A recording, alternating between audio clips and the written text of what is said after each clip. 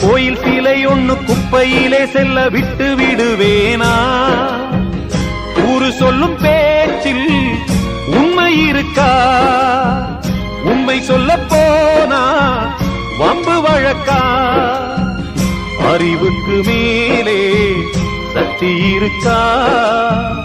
அன்புக்கு மேலே பக்தி இருக்கா? எடுத்த சபதம் முடிப்பேன் கலங்காதே, உனக்கும் வாழ்வு கொடுப்பேன் வருந்தாதே.